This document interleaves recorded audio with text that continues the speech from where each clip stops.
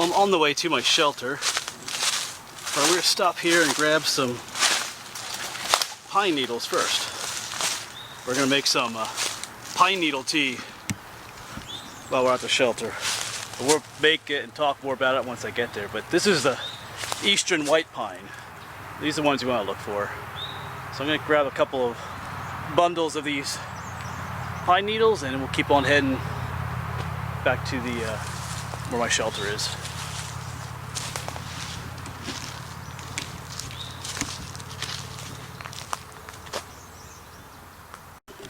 Alright, so pick just a small amount here. Don't need a whole lot for what I'm going to do. Alright, let's get going to the shelter.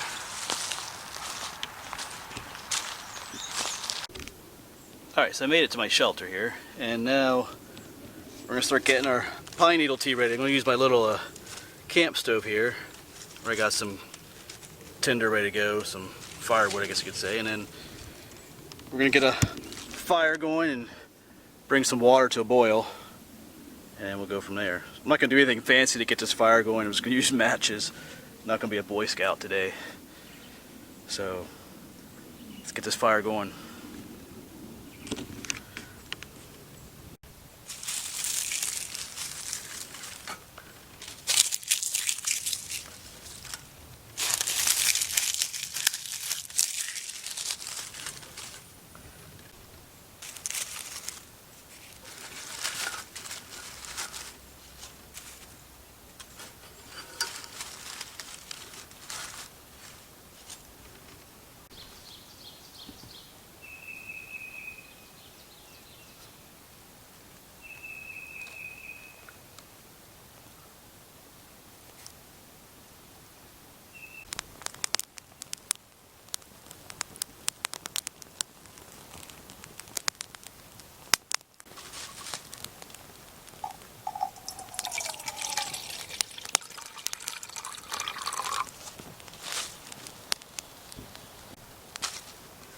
So I'm just going to get this fire going, get some larger pieces of wood on there and get it going steadily, and then I'll put the water on. And I want to bring the water to a boil.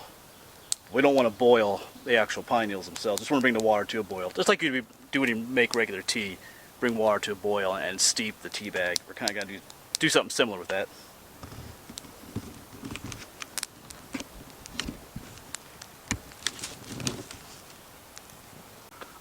Alright, when you make pine needle tea, you want to make sure you're actually using pine needles from wild pine trees. This is a white pine, eastern white pine. And each bundle has 5 needles in it. We tear a bundle off, should have 5 needles in it. You don't want to use the ornamental evergreen trees grow in your yard, like yews or arborvitaes. Yews can actually be poisonous, so you don't want to make some kind of poisonous tea for yourself or someone else to drink. So this is a white pine. It's a safe one to use.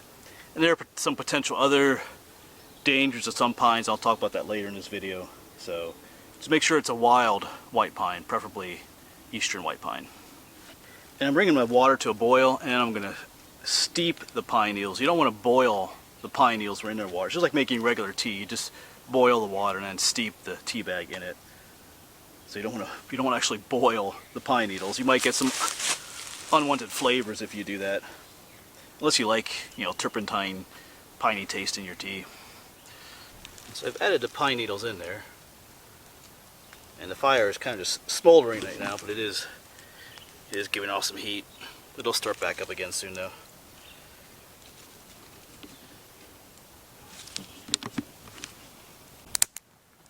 Alright, so why in the world make pine needle tea? Just because you can? Well, not really. It is high in vitamin C, pine needles are, especially white pine. So especially if you're like out in the woods during the winter time, like vitamin C comes from leafy green plants like kale and spinach. But if you're out in the winter time in the woods, there's not a whole lot of leafy green plants to eat. So you could get a disease called scurvy. You've probably heard about that. Sailors would get that on long voyages, from not getting enough vitamin C and other things. And it could kill you eventually. So making pine needle tea is a good source of vitamin C that's just right all around you. In fact, I read one story where some of the European explorers were over here in the 1500s, and you know, they were dying, they were sick, they had scurvy, but they were, you know, walking around. They met the Native American Indians, and they were completely healthy. And they kind of asked the Indians, you know, however they asked them, and the Indians just kind of pointed up. And, you know, the explorers were looking up like, "What? Where'd you, you know?" And the Indians explained to them, showed them how to make pine needle tea, and it cured their scurvy. So it is a form. It can be it has a medicinal use to it, not just. I don't know. Most people drink it just for the taste. Yeah, I don't know about this. So it does have it has good medicinal uses to it for preventing against scurvy and other weird diseases like that.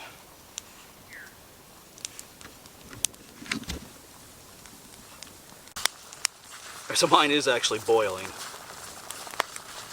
but it'll stop soon.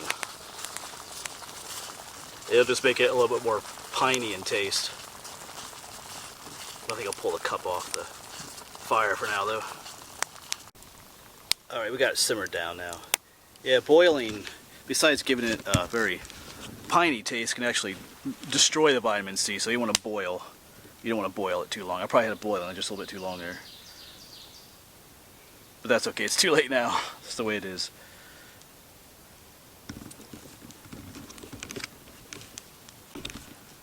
So I'm just going to let it sit here for a while. I'm going to be working on my shelter and just let the needles steep for quite a bit. The newer, how's that go? The older pine needles, the ones that are further back on the branch, are supposed to contain more vitamin C than the newer needles. But they say that the newer needles have a better taste to them, so depending on what you're looking for, that's what you would use. And I should say that, like I said, you want to avoid poisonous evergreen trees. Don't, like I said, I think I mentioned it, don't use yews or arborvitaes from your front or backyard. And stick to native wild ones. There's some accounts that certain types of pines, like ponderosa pine or lodgepole pine, could cause you to lose your unborn child if you're pregnant. It could cause an unwanted abortion. There's a medical term for that, or an herbal term for that, when you take herbs to cause an abortion. I forget what that's called, but there are some accounts of that. But one report said you'd have to drink an awful lot of that for it to happen. So, but even so, be careful. Like if I was pregnant, which I don't think I ever will be, I would probably not drink any of this, even though it was a very low risk. But just keep that in mind. Anytime you do anything herbal or medicinal, just do your research on what you're making and eating, because not everybody says the same things, and yeah, so just be careful. Alright, so I've been working my shelf for a little bit of time here. I think I'm going to try my pine needle tea here. The pine needles kind of lost their color a little bit, but that's probably normal. It's still slightly warm, so kind of tastes like a tea. But let's try it.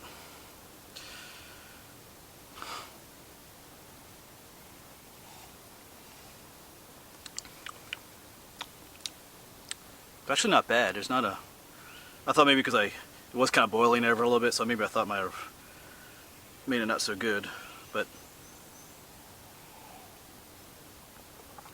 it doesn't taste bad. It's not like a strong piney taste. It's kind of like it's almost a slightly pleasant taste to it. So yeah, not bad. I'm sure if you let it steep longer, like one site said, let it steep overnight. I'm not gonna do that, but yeah, not bad. Yay to pine needle tea and vitamin C. Yeah, pretty good. That's pine needle tea. Easy to make. Just remember a few simple rules. Make sure you use, like I said, don't make sure it's some poisonous variety of pine tree. Do your research first. Alright, cool stuff. Yeah, so here's just a quick sneak peek of my shelter. But the video of me making this will come out after this video, I'm pretty sure. I just want to mention a few more things about the pine needle tea. One thing was, I did read that you can make it also from the bark, that the bark contains vitamin C. But I'm pretty sure they would mean the inner bark, that greenish colored stuff, not the brown outer bark. I don't think there'd be any vitamin C in there, but maybe there is. But if you do use that green inner bark, just take it from one section of the tree. You don't want to girdle the tree and kill it. And also, my shelter is surrounded by these hemlock trees. Hemlock trees are not pine trees, although you can make a tea from these needles as well, and I'll make a separate video on that I think. But they're not poisonous. You can make a tea from them. They're just not as high in vitamin C as pine needles, and they also have other medicinal values as well, but I'll do that in another video. But anyway, try some pine needle tea. It's not too bad.